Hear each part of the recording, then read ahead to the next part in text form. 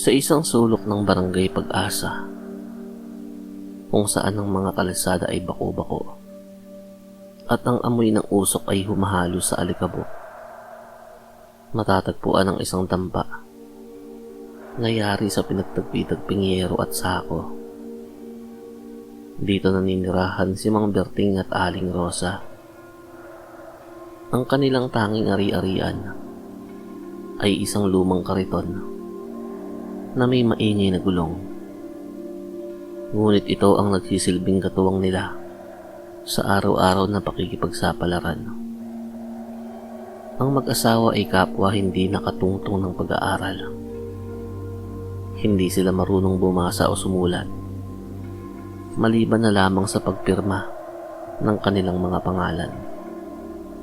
Ang kanilang hanap buhay, ang pangangalakal ng mga basyo ng bote, lumang dyaryo at kalawanging bakal.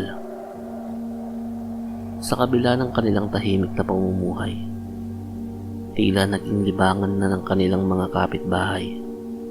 Ang kutyain sila. Sa tuwing dadaan ang kanilang kariton, maririnig ng mga bulungan. Yan na naman ang mga mababaho, oh. Sabi ni Aling Nena habang nagpapaypay. Huwag nyo na lang silang lapitan. Baka mahawa kayo. Ang dumi nila eh. Dugtong naman ng iba. Ngunit si Berting at Rosa ay hindi kailanman sumagot ng pabalang. Ngumingiti lamang sila. Tumatango bilang paggalang at patuloy na nagtutulak ng kariton. Ang kanilang kababaang loob ay madalas mapagkamalang kahinaan. Ngunit sa loob ng kanilang mga dibdib ay may pusong mas malinis pa sa mga kristal na bote na kanilang pinupulot. Ang tanging kulang sa kanilang buhay ay isang anak. Maraming taon na silang sumusubok, ngunit sadyang madamot ang tadhana sa kanila pagdating sa pagkakaroon ng supling. Gayunpaman, tanggap nila yon bilang kaloob ng may kapal. Isang hapon, habang matindi ang sikat ng araw, nagpasya silang magpahinga sa ilalim ng isang mayabong na puno ng bayabas sa dulo ng isang masukal na lote. Habang nagpupunas ng pawis si Berting, nakarinig sila ng isang mahinang iyak. Rosa, naririnig mo ba yun? Tanong ni Berting. Sinundan nila ang tunog at doon, sa gitna ng mga ugat ng puno, ay nakakita sila ng isang sanggol. Ang bata ay walang saplot. Puno ng lupa ang maliit na katawan at tila nanginginig sa ginaw. Walang kahit anong iniwang gamit o sulat sa tabi nito. Diyos ko, Berting. Sino ang gagawa nito sa isang anghel? Mangiyak-ngiyak na sabi ni Rosa habang mabilis na binuhat ang sanggol at pinunasan ng dumi sa mukha nito gamit ang kanyang malinis na bimpo. Sa sandaling iyon, nagkatinginan ng mag-asawa. Alam nilang kapos sila. Alam nilang minsan ay asin lamang ang ulam nila. Pero sa mga mata ng sanggol, nakita nila ang pamilya na matagal na nilang pinagdarasal. Pinangalanan nilang Luningning ang bata. Dahil walang gatas si Rosa, kailangang bumili ng mamahaling dilatang gatas upang matustusan ang pangangailangan ng bata. Dinoble nila Berting ang kanilang pagkayod. Mula madaling araw hanggang sa lumalim na ang gabi, ay nasa kalsada pa rin sila. May mga araw na hindi na kumakain si Berting para lamang may pambili ng bitamina ang bata. Busog na ako, Rosa. Uminom ako ng maraming tubig. Pagsisinungaling niya habang kumakalamang sikmura. Ang kanilang mga damit ay lalong nagmantsa at bumaho dahil sa basura at lalong lumalala ang pangungutya ng mga tao. Ang mga pulubi, nag-ampun pa ng isa pang pulubi. Magugutom lang yung batang yan eh.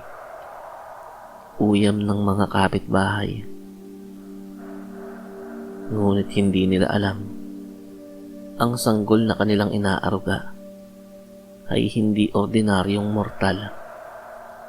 Si Luningning ay anak ng isang makapangyarihang duwende na sadyang iniwan sa ilalim ng puno upang subukin ang kabutihan ng mga tao.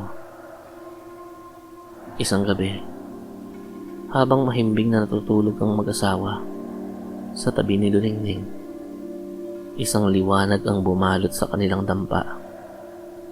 Isang maliit na nilalang na may mahabang balbas at suot na kulay lunti ang damit ang lumitaw. Ito ang ama ni Luningning. Pinagmasdan ng duwende ang mag-asawa. Nakita niya ang kanilang mga pasadong palad na puno ng kalyo dahil sa pag-aalaga sa kanyang anak. Nakita niya ang kanilang pagmamahal na hihigit pa sa dugo. Dahil sa inyong busilak na puso, ang inyong kahirapan ay magtatapos na. Sambit ng duwende.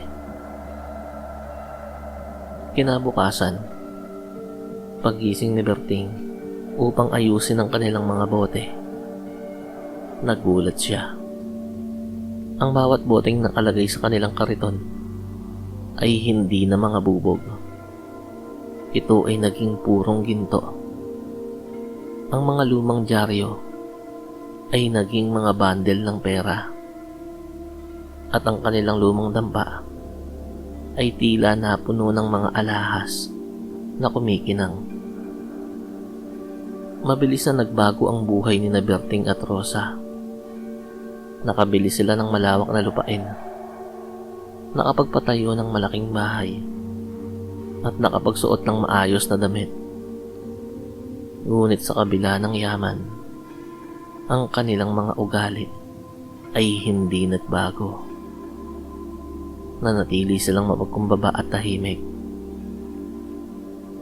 Gayunpaman, ang inggit ay mas mabilis kumalat kaysa balita.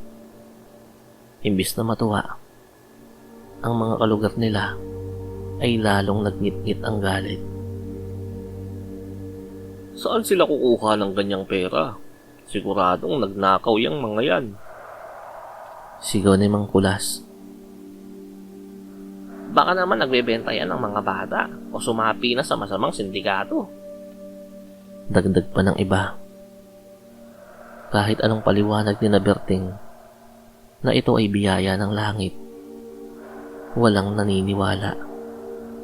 Tinataboy pa rin sila sa mga pagtitipon at binabato ang kanilang gate ng putik sa gabi. Ang sakit ng mga salita ay mas matalim pa kaysa noong sila ay mahirap pa. Isang gabi, tinanong ni Rosa si Berting. Bakit ganon sila, Berting? Akala ko kapag mayaman na tayo, tatanggapin na nila tayo. Pero tila mas galit pa sila ngayon sa atin. Hinawakan ni Berting ang kamay ni Rosa. Rosa, ang pagtingin ng tao ay hindi natin hawak. Ang hawak natin ay ang sarili nating puso. Binigyan tayo ng biyaya, hindi para magmalaki, kundi para maging instrumento at tumulong. Mula noon, nagpasya ang mag-asawa. Tuwing umaga, nagpapaluto sila ng malalaking kawan ng pagkain. Nagpatayo sila ng mahahabang lamesa sa labas ng kanilang mansyon. Kahit na tinatawag silang magnanakaw o hampas lupang sinuwerte, bawat taong nagugutom na dumaraan ay kanilang pinapakain. Pinapaaral nila ang mga batang lansangan at binibigyan ng puhunan ang mga nais magsimula ng negosyo.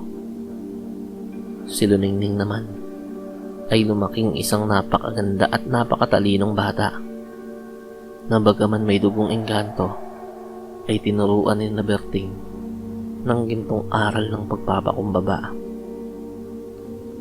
Sa huli, ang kwento ni Berting at Rosa ay hindi tungkol sa kung paano sila naging mayaman.